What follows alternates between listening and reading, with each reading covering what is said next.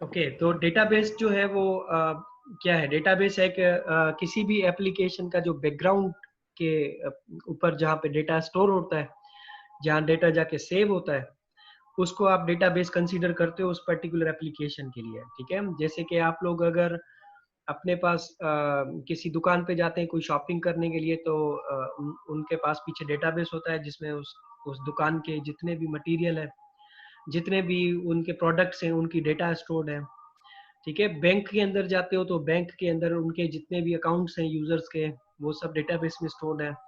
किसी travel agency पे जाते हो तो वो आपको जो टूर्स सजेस्ट करता है, जो टूरिस्ट स्पॉट बताता है, उसकी जो डेटा है, that is completely again stored in the database. Library के अंदर जाते हो किताबें इशू कराने के लिए, किताबें लेने के लिए, वापस करने के लिए, तो वो जो रिकॉर्ड्स मेंटेन करते हैं, यूजर के अकाउंट्स क्रिएट करते हैं, वो पीछे डेटाबेस के अंदर ही स्टोर्ड होते हैं। इंश्योरेंस कंपनी में जाते हो, इंश्योरेंस करानी है, आपका रिकॉर्ड मेंटेन होगा, दैट इज अगेन डेटाबेस। किसी कंपनी से वीडियो रेंट पे लेना चाहते हो, कोई वीडियो देखना चाहते हो, कोई वीडियो डाउनलोड करना चाहते हो, that is again database backend पे। इंटरनेट को यूज कर रहे हो, इंटरनेट पे जितनी भी चीजें आपको नजर आती हैं, ईच एंड एवरीथिंग उसके बैकएंड पे डेटाबेस है। विदाउट डेटाबेस इंटरनेट पे प्रोडक्ट्स नहीं चलते हैं, ठीक है? यूनिवर्सिटी में इवन पढ़ते हैं तो यूनिवर्सिटी के अंदर हमारी यूनिवर्सिटी के अपने डेटाबेसेस हैं जिसमें आप लोगों के रिकॉर्ड स्टोर्ड हैं, सब्जेक्ट के डेटा स्टोर्ड है, कोर्स के मटेरियल स्टोर्ड है, हर चीज मतलब हम लोगों ने डेटाबेस में रखी हुई है। So basically each and everything is stored on the databases, ठीक है? तो डेटाबेस क्या है? डेटाबेस एक ऐसी प्लेस है, ऐसी जगह है, ऐसा ऐसी टेक्निक है जिसके जिसके अंदर हम डेटाबेस के अंदर डेटा स्टोर करके रखते हैं, और उसको जब भी जिस भी तरीके से, जिस भी फॉर्मेट में, किसी भी एप्लीकेशन के साथ कनेक्ट करके देख सकते हैं। अच्छा, डेटाबेस जब नहीं था तो फिर क्या था? जब डेटाबेस नहीं था तो फाइल बेस्ड सिस्टम्स चलते थे, ठीक है? शुरू में जब डेटाबेस नहीं होते थे तो फाइलों में काम होता था सारा। जैसे आप लोग एमएस वर्ड यूज करते हो, एक्सेल यूज करते हो, पावर पॉइंट यूज करते हो, इस तरह से हमारे पास छोटे छोटे सॉफ्टवेयर होते थे और वो अपने अपने प्रोग्राम्स में डेटा स्टोर करते थे, अपने अपने फाइल क्रिएट करते थे डेटा के। तो वो फाइल बेस्ड सिस्टम्स कहलाते हैं, जैसे कि रिपोर्ट्स हो गई। लेकिन उसमें मसला ये होता था कि हर प्रोग्राम अपना फाइल अपना ही क्रिएट करता था, दूसरे प्रोग्राम के साथ वो फाइल शेयर नहीं हो सकता था। जैसे कि अगर मैं आपको इजी करके समझाऊं, तो अगर एक फाइल आपने एमएस वर्ड में बनाया है तो वो एक्सेल में ओपन नहीं हो सकता, ठीक है? उसका डेटा एक्सेल में नहीं देख सकते आप। लेकिन अगर आपने कोई फाइल जो है वो पावर पॉइंट में बनाई है तो वो आप वर्ड में नहीं देख सकते, एक्सेल में नहीं देख सकते, या किसी और सॉफ्टवेयर के अंदर नहीं देख सकते। क्योंकि वो जिस लैंग्वेज में बना हुआ है वो उसी प्रोग्राम की लैंग्वेज है, और वो डेटा उसी प्रोग्राम में नजर आएगा। अगर वो प्रोग्राम आपके पीसी में इंस्टॉल नहीं है तो आप फाइल नहीं खोल सकते। जैसे कि अगर आप लोगों से मैं कहूँ कि आपके पास कोई पावर पॉइंट स्लाइड्स हैं, तो पावर पॉइंट स्लाइड्स के लिए आपको क्या इंस्टॉल करना होगा? पावर पॉइंट इंस्टॉल करना पड़ेगा। अगर पावर पॉइंट नहीं है आपके पास तो क्या आप वो स्लाइड्स ओपन करके देख सकते हैं? नहीं देख सकते obviously, because we don't have power point slides, power point software. तो देखिए, प्रोग्राम के ऊपर डिपेंडेंसी हो जाती है ना हमारी, कि अगर आपके पास प्रोग्राम है मौजूद तो आप देख सकते हो फाइल, अगर प्रोग्राम मौजूद नहीं है तो आप फाइल नहीं देख सकते अपना।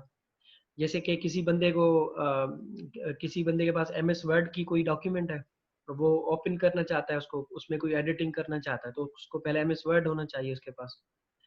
तो आप किसी दोस्त से एमएस वर्ड आप लेंगे या किसी लैपटॉप पे इंस्टॉल करेंगे, और उसके बाद फिर वो फाइल आपके पास खुलेगा। सो ये जो है ना, this is called programme dependency, and this is not preferable. Preferable ये होता है कि आपके पास डिपेंडेंसी प्रोग्राम की नहीं होनी चाहिए। डेटा कुछ इस तरह रखा होना चाहिए कि जब जहाँ चाहे ना उसको देख सके हम लोग। तो ये कहता है each program defines and manages its own data. कहता है जब प्रोग्राम्स के अंदर डेटा क्रिएट करते हैं तो हर प्रोग्राम अपना डेटा खुद मैनेज करता है, जो कि फाइल बेस्ड सिस्टम्स का रूल है, और ये सही नहीं है। वो कुछ इस तरह होता है, डायग्राम अगर आपको दिखाऊं तो वो कुछ ऐसे होता है। जैसे सेल्स डिपार्टमेंट है हमारे पास, ठीक है? सेल्स डिपार्टमेंट है, इनके ये कुछ प्रोग्राम्स हैं जिनके थ्रू वो अपनी सेल्स की डेटा स्टोर करते हैं, या देखते हैं, या सर्च करते हैं, या डिलीट करते हैं, और वो ये डेटाबेस के फाइल से पीछे जहाँ जाके ये क्रिएट होता है, ठीक है? तो डेटाबेस के फाइल्स यहाँ स्टोर्ड है सेल्स वालों के, ठीक है, और ये प्रोग्राम्स हैं जिसके थ्रू वो इसमें डेटा एंट्री करते हैं या डिलीट अपडेट करते हैं। ठीक है, और ये वो कंप्यूटर है जहाँ पे सेल्स वाले जो है वो इसको इस्तेमाल करते हैं। अच्छा, इसी के नीचे कॉन्ट्रैक्ट वाले भी हैं, कॉन्ट्रैक्ट डिपार्टमेंट है अगेन, ये अलग डिपार्टमेंट है सेल्स, और कॉन्ट्रैक्ट अलग डिपार्टमेंट है सपोज। अच्छा, कॉन्ट्रैक्ट डिपार्टमेंट वाले क्या करते हैं, वही प्रोग्राम्स यूज कर रहे हैं। ठीक है, उनके भी अपने सॉफ्टवेयर हैं, उनकी भी अपनी कोई एप्लीकेशंस हैं, and they are basically using those programs and softwares to enter and update delete data from the databases, and their database name is contract files. Now अगर आप चेक करें तो सेल्स वालों का अलग डेटाबेस बना हुआ है, कॉन्ट्रैक्ट वालों का अलग डेटाबेस बना हुआ है, ये इनके अलग प्रोग्राम सॉफ्टवेयर हैं, इनके अलग प्रोग्राम सॉफ्टवेयर हैं। तो ये फाइल बेस्ड सिस्टम्स में यही होता था कि जब आप लोग उनको फाइल्स में क्रिएट करते हो ना, तो इनकी जो डेटा है, जिस प्रोग्राम के अंदर ये ओपन होती है और जिसके अंदर ये उस डेटा को देख सकते हैं, वो डेटा यहाँ नहीं देख सकते आप लोग कॉन्ट्रैक्ट के अंदर, क्योंकि कॉन्ट्रैक्ट का जो फॉर्मेट है वो डिफरेंट है और सेल्स वालों का जो फॉर्मेट है वो डिफरेंट है। तो दोनों एक दूसरे के फाइल्स को एक्सेस नहीं कर पा रहे, और दोनों फाइल्स जो है वो एक दूसरे के पास शेयर भी नहीं कर पा रहे, because of different structure of the files. अगर ये एक्सेल यूज करता है और ये पावर पॉइंट यूज करता है या वर्ड यूज करता है या गूगल डॉक्यूमेंट यूज करता है, तो ये इसको ओपन नहीं कर सकता, और ये उसको ओपन इधर नहीं कर सकता, क्योंकि उनके फॉर्मेट डिफरेंट है। सपोज ये प्रोग्राम सी प्लस प्लस में बना हुआ है और ये प्रोग्राम जावा में बना हुआ है, तो ये सी प्लस प्लस वाला जावा का प्रोग्राम नहीं खोल सकता और जावा वाला सी प्लस प्लस का प्रोग्राम नहीं खोल सकता, क्योंकि जब आप अलग अलग बनाते हो एप्लीकेशंस, तो अलग अलग एप्लीकेशन अलग अलग प्रोग्रामिंग लैंग्वेजेस में बनी हुई हो सकती हैं, तो वो फिर डेटा शेयर नहीं कर रही होती आपस में। ये प्रॉब्लम्स हैं। ठीक है, प्रॉब्लम्स क्या है वो मैं आपको अभी समझाता हूँ नेक्स्ट स्लाइड पे। ये हैं कुछ प्रॉब्लम्स। क्या प्रॉब्लम्स होते हैं, जब आप अलग अलग प्रोग्राम्स में डेटा रखते हो तो सेपरेशन हो जाता है डेटा का, और डेटा आइसोलेट हो जाता है। तो पहला प्रॉब्लम इसका नाम है सेपरेशन एंड आइसोलेशन। ठीक है, सेपरेशन मतलब एक प्रोग्राम का डेटा दूसरे प्रोग्राम के अंदर खुल नहीं सकता, उसको एक्सेस नहीं कर सकता, ये सेपरेट हो गया एक दूसरे से। आइसोलेट का मतलब है कि वो डेटा अलग अलग रखे हुए होते हैं, आइसोलेट पड़े रहते हैं, और शेयरिंग नहीं हो पाती उनके बीच में। तो ये कहता है each program maintain its own set of data, हर प्रोग्राम अपना अपना डेटा मेंटेन करता है। User of one program may be unaware of potential useful data held by other program. अच्छा, इसमें दूसरा नुकसान ये भी है, देखें, जैसे सपोज करें मेरे पास कुछ फाइल में डेटा रखा हुआ है एमएस वर्ड के अंदर, वो मैंने स्टोर करके रखा हुआ है, और 5-6 महीने के बाद मुझे वही डेटा चाहिए, वो फाइल मुझे मिल नहीं रहा फॉर एग्जांपल, तो मैंने कहीं पे सेव कर दिया था कंप्यूटर में, लेकिन मैंने बड़ा सर्च किया, मुझे नहीं मिल रहा। तो क्या करूंगा मैं, वो या तो दोबारा टाइप करूंगा, दोबारा लिखूंगा, या किसी और बंदे से ले लूंगा मैं वो फाइल, या अगर वो कहीं से मुझे नहीं मिलती तो मुझे दोबारा से मैन्युअली फाइलिंग से और कहीं और से देखकर दोबारा वो फाइल बनाना पड़ेंगे। अच्छा, दूसरा, फाइल रखी हुई है लेकिन वो फाइल मुझे मिल नहीं रही, तो डेटा मेरे पास बड़ी इंपॉर्टेंट डेटा है, लेकिन वो I am unable to access that data, unable to share that data. ये फाइल के नुकसान है। ठीक है, समटाइम फाइल डिलीट भी हो जाते हैं हमसे। मैंने किसी फाइल को ऐसे क्लिक किया और अचानक से मुझसे डिलीट का बटन प्रेस हो गया और वो डिलीट हो गया, खत्म। अब उसको रिकवर करने के लिए रिकवरी सॉफ्टवेयर चाहिए, रिकवर होने के चांसेस भी कम है, रिकवर हो या ना हो पता नहीं। एक तो इशू ये है कि डेटा सेपरेट हो जाता है, और दूसरा आइसोलेट बन जाता है। अच्छा, तीसरा डुप्लीकेशन भी होती है डेटा में, सेम डेटा बार बार लिखना पड़ता है हमें फाइलों में। एक वर्ड की फाइल है, एक एक्सेल की फाइल है, दूसरी पावर पॉइंट की फाइल है, तो क्या करना होगा, you have to write your similar data again and again, बार बार वही डेटा लिख रहे हो। क्यों क्यों लिख रहे हैं, क्यों ये, अच्छा लिख नहीं रहे, फॉर एग्जाम्पल कॉपी पेस्ट कर रहे हैं, कॉपी पेस्ट भी डुप्लीकेशन में आता है। सपोज एक फाइल है, उसमें आपका डेटा रखा हुआ है, आपने वो कॉपी करके दूसरे फाइल में लेकर गए ना, तो दैट इज ऑल्सो डुप्लीकेशन। इससे क्या नुकसान होता है, इसमें आपका स्पेस जाया होता है, ये देखें लिखा हुआ है स्पेस, वेस्टेड स्पेस, और दूसरा आपका टाइम जाया होता है। ठीक है, आप बार बार वो जो कॉपी पेस्ट कर रहे हो, वो जो कॉपी करके ले जा रहे हो, उसमें मिस्टेक्स हो सकती है ना आपसे, तो वो जो मिस्टेक्स है ना, those mistakes are cost of the duplication of the data. तो डेटा डुप्लीकेशन से बचने के लिए हम क्या करते हैं, हम लोग उसे बचने के लिए हम कोशिश करते हैं कि डेटा को सेंट्रल रखें, अलग अलग फाइलों में ना रखें। अलग अलग रखेंगे तो फिर वो बार बार टाइप करना होगा, बार बार रिपीटेशन हो जाएगी। जैसे इसका एग्जांपल मैं आपको दूं तो आप देखें ना AC2 में अगर आप जाएं तो डिफरेंट डिपार्टमेंट्स में आपका डेटा रखा होता है। सबसे पहले जब आप एडमिशन के लिए अप्लाई करते हो तो आपका डेटा आता है एडमिशन डिपार्टमेंट के पास, ठीक है, ऑनलाइन आप लोग जो फॉर्म भरते हो।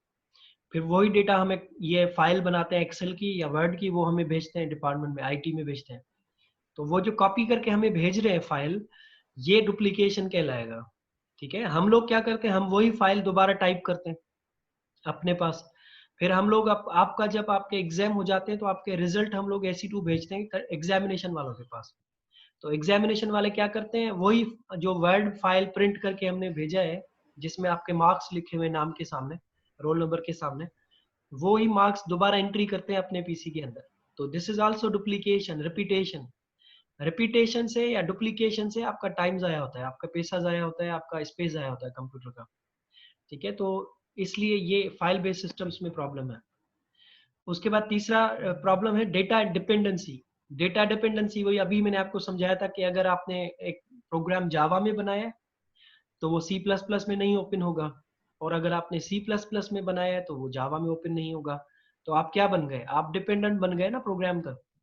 तो that dependency is not good, उसको आप प्रेफर नहीं करते हो। What you do is you try to create a program, create data in such a format that it can be accessible you know within or by different programs, ताकि वो हम programme के ऊपर डिपेंडेंट ना रहे। सपोज मैं अभी हैदराबाद में बैठा हूँ, डेटा एक्सेस हो रहा है, फिर मैं कराची चला जाता हूँ तो वहां भी डेटा एक्सेस हो जाए। ये ना हो कि मुझे वो डेटा एक्सेस नहीं हो रहा, वो कह रहा है कि अब तुम्हें उसी कंप्यूटर पे एक्सेस करना है जहाँ पे आपने इसको रखा है।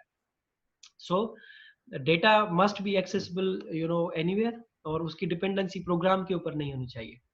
अच्छा, इनकॉम्पैक्टेबल फाइल, अभी आपको बताया था कि फाइल की कॉम्पैक्टेबिलिटी इश्यूज होते हैं, जैसे कि वर्ड का फाइल एक्सेल में नहीं खुल सकता, एक्सेल का फाइल वर्ड में नहीं खुल सकता, पावर पॉइंट का फाइल आपका नोटपैड में नहीं खुल सकता। तो ये क्या कहलाते हैं, ये इनकॉम्पैक्टेबल फाइल फॉर्मेट कहलाते हैं। एक प्रोग्राम दूसरे प्रोग्राम के फाइल को ओपन नहीं कर पाता। तो डेटा तो पड़ा हुआ है लेकिन अब फाइल को खोल नहीं सकते किसी और प्रोग्राम के अंदर, तो डेटा कॉपी पेस्ट करना पड़ेगा, मजबूरी है। तो कॉपी पेस्ट करोगे तो रिपीटेशन हो जाएगी, इसमें स्पेस आया होगा, टाइम आया होगा, गलती के चांसेस है। अच्छा, फिक्स्ड क्यूरीज का मतलब होता है कि जो बटन्स आपको बना के दिए गए हैं प्रोग्राम्स के अंदर, उन्हीं बटन्स को ही यूज करके वो काम कर सकते हो। अपनी मर्जी से क्यूरीज नहीं चला सकते हो, डेटा को अपनी मर्जी से नहीं देख सकते हो। जिस तरह से डेटा नजर आ रहा है, जिसने प्रोग्राम बनाया है जिस तरह उन्होंने आपको करके दिया है वैसे ही इस्तेमाल कर सकते हो, अपनी मर्जी से उसको चेंज नहीं कर सकते हो। इसका एग्जांपल मैं आपको समझाऊं बड़ा आसान करके। देखें, आप लोग फेसबुक तो सब यूज करते होंगे ना, सारे स्टूडेंट। तो फेसबुक के अंदर आपको जिस तरह प्रोफाइल नजर आती है आपकी, आपको आप लोग मैसेज सेंड करते हो एक दूसरे को, प्रोफाइल नजर आती है, वीडियोस नजर आते हैं, कमेंट्स करते हैं, सबके लिए देखो सेम तरीके से नजर आते हैं, ठीक है। क्या आप उसको चेंज कर सकते हो? मतलब मुझे सपोज करें मैं चेंज करना चाहता हूँ, कमेंट जो है वो नीचे पोस्ट के नहीं हो, वो ऊपर नजर आए मुझे, तो मैं नहीं कर सकता क्योंकि ये प्रोग्राम फेसबुक वालों ने बनाया है। फेसबुक वालों ने जो बटन्स मुझे दिए हैं, जो ऑप्शंस मुझे दिए हैं, वही इस्तेमाल हो सकते हैं, बाकी मैं कुछ कर नहीं सकता उसको। तो ये चीज जो होती है ना, दिस इज कॉल्ड प्रोग्राम के अंदर फिक्स्ड क्यूरीज, ठीक है। यानी कि जो ऑप्शंस बना के दिए गए वही ऑप्शंस आप इस्तेमाल कर सकते हो, नए ऑप्शंस आप अपनी मर्जी से बना नहीं सकते उसके अंदर, ठीक है। So that is the limitation again. लेकिन डेटाबेस में ये एडवांटेज है आपको कि आप डेटा जिस तरह चाहो ना उस तरह देख सकते हो, ठीक है, क्यूरीज के थ्रू। ओरेकल में मैं आपको क्यूरीज बनाना सिखाऊंगा और वो हम इसके ऊपर पूरा सीखेंगे कि how to perform operations on the Oracle so that you can see data in any format you like. अच्छा, ये था इसका program written to satisfy particular functions. कहता है प्रोग्राम्स को बनाया जाता है कि जो काम वो कर रहे हैं वही काम वो करते रहेंगे क्लाइंट की सेटिस्फिकेशन के लिए, और वो चेंज नहीं कर सकते। Any new requirement need a new program, कोई नई रिक्वायरमेंट आती है तो उसके लिए नया प्रोग्राम बनाना पड़ेगा क्योंकि आपको ऑप्शन नहीं है चेंज करने का उसमें, ठीक है। सो ये यहाँ तक है। ओके, ये समाज क्वेश्चन है।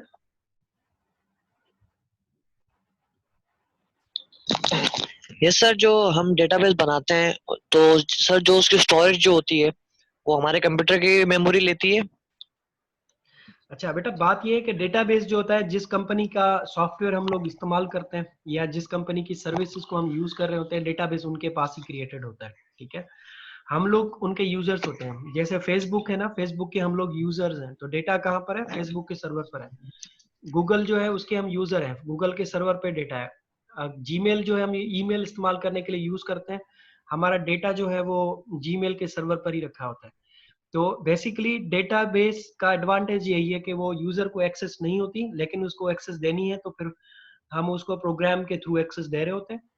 लेकिन हमारे पास फुल एक्सेस होती है डेटाबेस को, जिस तरह चाहे चेंज कर सकते हैं।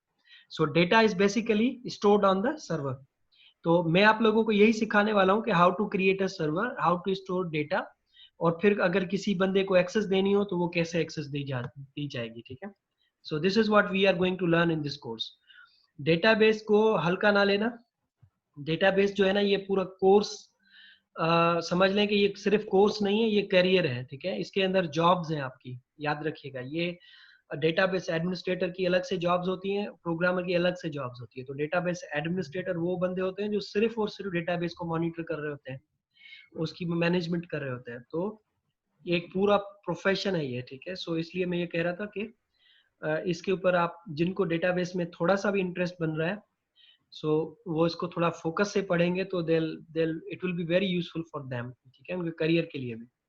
ओके, सो डेटाबेस क्या है? डेटाबेस को थोड़ा सा आप जल्दी एक्सप्लोर करते हैं। सो डेटाबेस की डेफिनेशन क्या है? सो डेटाबेस क्यों हमारे पास आया है? क्योंकि शुरू में प्रोग्राम्स के अंदर डेटा स्टोर होता था, तो प्रोग्राम अगर नहीं है तो डेटा भी नहीं है। जैसे मैंने कहा, वर्ड के अंदर आपने डेटा स्टोर किया है वर्ड के लिए, तो एमएस वर्ड अगर नहीं है तो डेटा भी नहीं देख सकते। एक्सेल के अंदर डेटा स्टोर किया है, तो अगर एक्सेल नहीं है तो डेटा नहीं देख सकते। बाद में जो सॉफ्टवेयर इंजीनियरिंग थोड़ी एडवांस हुई, तो उनको समझ में आया कि प्रोग्राम्स के साथ डेटा को स्टोर नहीं करना चाहिए, बल्कि डेटा अलग होनी चाहिए और प्रोग्राम अलग होना चाहिए। तो फिर डेटाबेस का कॉन्सेप्ट आया। तो अब क्या होता है? अब ये होता है कि डेटाबेस को हम सर्वर पे रखते हैं या किसी मशीन पे इंस्टॉल करके रखते हैं, और उसको कनेक्ट कराते हैं जिस भी प्रोग्राम के साथ हम लोग चाहें।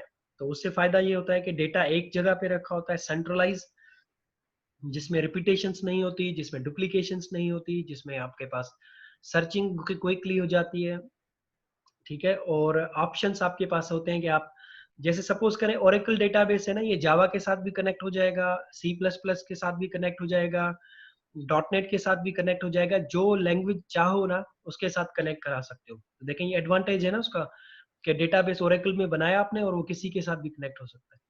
सिमिलरली माइस्क्यूएल में डेटाबेस बनाया, तो माइस्क्यूएल भी एक डेटाबेस सॉफ्टवेयर है, उसको भी आप किसी भी लैंग्वेज के साथ कनेक्ट कर सकते हो। लैंग्वेज का मतलब होता है कि कोई भी सॉफ्टवेयर जो उन लैंग्वेजेस में बनाया है वो उसके साथ कनेक्ट हो सकता है, ठीक है। सपोज मैंने कोई सॉफ्टवेयर बनाया सी प्लस प्लस में, तो मैं इसको कनेक्ट कर सकता हूँ ओरेकल के साथ, माइस्क्यूएल के साथ, या किसी और सर्वर के साथ, एसक्यूएल सर्वर के साथ, ठीक है। सो डेटाबेस को अलग रखा गया है, अलग, और प्रोग्राम्स को अलग रखा गया है, ताकि डेटाबेस मल्टीपल प्रोग्राम्स के साथ कनेक्ट हो सके और वो डेटा जहां पे चाहे वहां एक्सेस कर सके उनके थ्रू।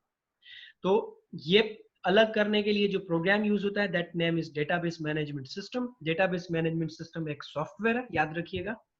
मैं यहाँ पे लिख रहा हूँ ताकि आपको याद रहे कि डेटाबेस मैनेजमेंट सिस्टम एक सॉफ्टवेयर है, ठीक है। डेटाबेस मैनेजमेंट सिस्टम, जिसको आप डीबीएमएस कहते हो, ये एक सॉफ्टवेयर है, ठीक है। And this is use to store databases, ठीक है। Database management system databases create करना, मैनेज करने के काम आता है। हम लोग कौन सा पढ़ने वाले हैं? डेटाबेस मैनेजमेंट सिस्टम हम लोग पढ़ने वाले हैं ओरेकल, ठीक है, इस कोर्स में। और दूसरा मैं आपको करवाऊंगा माइस्क्यूएल। दो डेटाबेसेस पढ़ाऊंगा आपको मैं। इसके अलावा कौन से डेटाबेसेस मौजूद हैं? माइक्रोसॉफ्ट का एक डेटाबेस है जिसका नाम है एसक्यूएल सर्वर, ये माइक्रोसॉफ्ट कंपनी का है, ठीक है। और ये जो डेटाबेस है ये अपाची वालों का है, ठीक है। और ये डेटाबेस ओरेकल कंपनी का है, ठीक है। इसी तरह डेटाबेस मैनेजमेंट सिस्टम में हमारे पास आईबीएम का भी है, DB2 के नाम से, ये आईबीएम का है। इसके इसी तरह से ना बहुत सारी कंपनीज है, उन्होंने अपने अपने डेटाबेस मैनेजमेंट सिस्टम सॉफ्टवेयर्स बनाए हैं, ठीक है। डेटाबेस मैनेजमेंट सिस्टम सॉफ्टवेयर्स क्या काम करते हैं? ये सॉफ्टवेयर, इनमें से कोई भी सॉफ्टवेयर चाहो तो इस्तेमाल करो, और ये सॉफ्टवेयर आपके लिए डेटाबेस की मैनेजमेंट करते हैं, ठीक है। डेटाबेस की मैनेजमेंट करते हैं। डेटाबेस की मैनेजमेंट का मतलब है कि डेटा को स्टोर करना, डेटा को डिलीट करना, डेटा को अपडेट करना, डेटा को चेंज करना, मॉडिफाई करना, डेटा को सर्च करना, डेटा को सॉर्ट करना, जितने भी ऑपरेशंस आप सोच सकते हो ना, समझ सकते हो, वो सारे ऑपरेशन इनके थ्रू कर सकते हो डेटा के ऊपर। सब कुछ है किसके बारे में? Everything is about data. और आजकल आपको पता है पैसा किस चीज से कमाया जा रहा है? आजकल पहले शुरू में कमाया जाता था सॉफ्टवेयर बना के, अब पैसा सॉफ्टवेयर कमा के नहीं बनाया जाता, अब पैसा बनाया जाता है डेटा को मेंटेन करके, डेटा को अपने पास स्टोर करके। देखें फेसबुक पैसे कैसे कमा रहा है? फेसबुक आपसे तो कुछ भी नहीं लेता। क्या लेता है आपसे? आपसे सिर्फ आपका डेटा लेता है। आपका नाम क्या है, आपका फोटो, आप रहते कहाँ है, आपका प्रोफाइल। यूट्यूब आपसे क्या लेता है? कुछ भी नहीं लेता। यूट्यूब आपसे सिर्फ और सिर्फ आपका डेटा लेता है। जो वीडियो बनाओगे वो डेटा है, वो अपलोड करोगे, उस डेटा से यूट्यूब कमाता है। डेटा आपका है लेकिन यूट्यूब कमा रहा है। डेटा आपका है लेकिन फेसबुक कमा रहा है। डेटा आपका है लेकिन गूगल कमा रहा है। तो डेटा इज अ थिंग जो दुनिया में आजकल सबसे ज्यादा पैसा कमा के दे रहा है। ठीक है, तो डेटा की इंपॉर्टेंस ज्यादा है, तो इसलिए उसको स्टोर करने के तरीके भी बेहतर होने चाहिए। तो उसके लिए फिर डेटाबेस के software and different kind of जो कि इस्तेमाल होते हैं, जो कि ये डेटाबेस जो मैं आप लोगों को पढ़ाने वाला हूँ, ये रिलेशनल डेटाबेसेस हैं। ठीक है, इनको रिलेशनल डेटाबेस कहते हैं। अच्छा, अभी डिस्कनेक्ट होने वाला है हमारा ये सेशन, इसका जूम का टाइम ओवर हुआ है 40 मिनट्स का। दोबारा कनेक्ट हो जाइएगा, तो कंटिन्यू रखेंगे लेक्चर को। 10 मिनट और पढ़ना है, उसके बाद क्लास खत्म करूंगा। ठीक है, और नेक्स्ट क्लास में प्लीज टाइम पे आइएगा। आज आप सारे स्टूडेंट 20 मिनट लेट आए थे, तो मेरा टाइम आप आधा तो खा गए। सो प्लीज कनेक्ट अगेन, ताकि आप दोबारा कनेक्ट करें। रिलेशनल डेटाबेस को डिस्कस करते हैं कि ये क्या है।